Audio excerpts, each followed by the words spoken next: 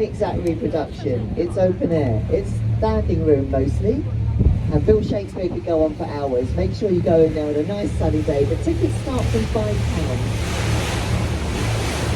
Now, no tour of London complete without a pub, guys, and over here it is free to go up there.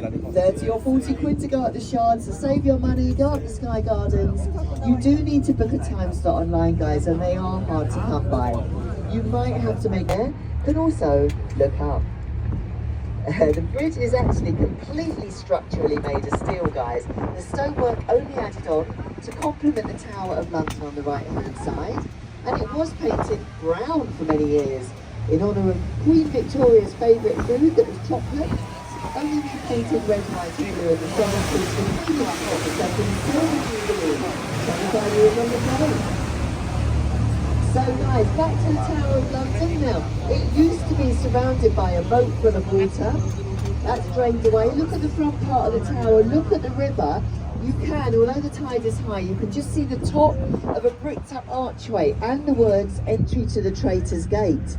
Now, if you were sailed through that archway, you were unlikely to be seen again.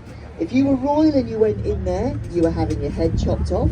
Now, being beheaded was actually a luxury reserved for the royals, believe it or not.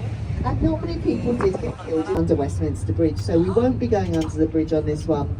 We just can't fit under there, guys. The poor captains would get beheaded, and that would be the end of the cruise. So sadly not going under there today, but I will of course introduce you to the famous clock tower. Yeah, now most of you probably think you know the name of that clock tower, don't you? Most of you would actually be wrong.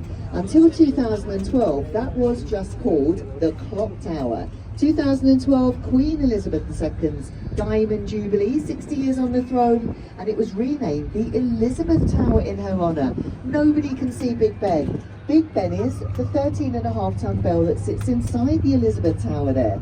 You know what though, guys, if you ask any Londoners where the Elizabeth Tower is, nobody will have a clue. We all call it Big Ben as well. And of course the Big Ben is attached to the Houses of Parliament.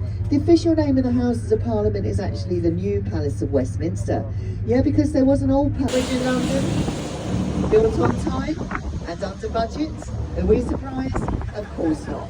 And the longest bridge in London. Well done to those ladies in World War II.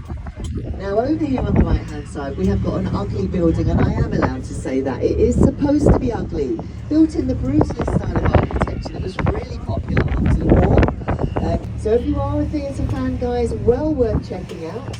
A lot of West End shows actually do start there before they transfer across, and you don't pay anything like West End ticket prices there. Now the whole area here on the right hand side, known as the South Bank, a very popular day out for us South Londoners. Lots of places to eat and drink, lots of people watching, guys, and when the tide is low, believe it or not, we actually have our own very large sandy beach over here where there's an inlet. You can't see it now because the water's covering it all, but people really do go there and build sandcastles. And years ago that was the tallest building over there. Look at it now, completely overshadowed by the other funky skyscrapers there. Now as we go onto this rather boring lump of concrete, look to your left or to your right, and you'll see the name of this one.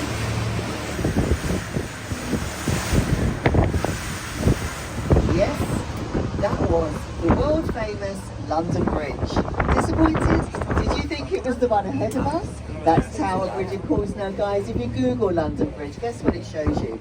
Pictures of Tower Bridge. But more about those later on, guys, because on the right hand side here, the tallest skyscraper in Western Europe, the Shard of glass, built as high as UK aviation laws will allow. Any higher, and that would interfere with air traffic here in London. Home to the Shangri-La Hotel, shops, offices, restaurants, a very expensive observation deck on the top, and London Bridge Railway Station on the bottom. Now guys, coming up fast on the right hand side is full Arctic camouflage, an 11,500 ton battleship, the HMS Belfast. Once again guys, no standing on the upper deck.